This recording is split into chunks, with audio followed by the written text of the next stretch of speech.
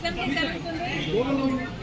కనీసం ఈసారైనా అటు పాలకపక్షమైనా ప్రతిపక్షమైనా ఆంధ్ర రాష్ట్రానికి జరుగుతున్న అన్యాయం గురించి ఆలోచన చేయాల్సిన అవసరం ఉంది. ప్రతిపక్ష నాయకుడికైతేనేమి పాలకపక్ష ముఖ్యమంత్రి గారి జగనన్న గారికైతేనేమి లేఖలు రాయడం జరిగింది. ఆంధ్ర రాష్ట్ర ప్రజల హక్కుల తీర్మానం అని, ఆంధ్ర రాష్ట్ర ప్రజల హక్కుల కోసం ఒక తీర్మానం చేయాలని సూచించడం జరిగింది. మేము ఎందుకు డిమాండ్ చేశామంటే ప్రత్యేక హోదా ఆంధ్ర రాష్ట్ర ప్రజల హక్కు కాబట్టి, పోలవరం ప్రాజెక్టు ఆంధ్ర రాష్ట్ర ప్రజల హక్కు కాబట్టి, మనకు రాజధాని సాకారం చేసుకోవడము ఆంధ్ర రాష్ట్ర ప్రజల హక్కు కాబట్టి గత 10 ఏళ్లుగా కేంద్ర ప్రభుత్వంలో ఉన్నది బీజేపీ పార్టీ, ఒకటే ప్రభుత్వమే ఉంది. అయినా కూడా ఒక్క సంవత్సరం కూడా మన గురించి ఆలోచన చేసింది లేదు.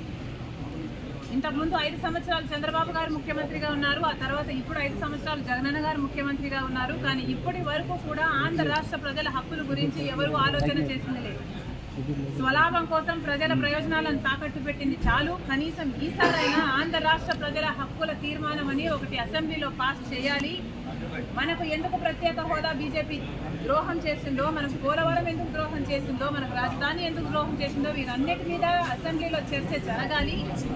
ఈ తీర్మానాన్ని ప్రెసిడెంట్కు కేంద్ర ప్రభుత్వానికి కూడా పంపాలి అని డిమాండ్ చేశాము. దయచేసి ఈసారైనా పాలకపక్షము అటు ప్రతిపక్షము ప్రజల సమస్యల గురించి ఆలోచన చేయాలని డిమాండ్ చేస్తుంది కాంగ్రెస్ పార్టీ.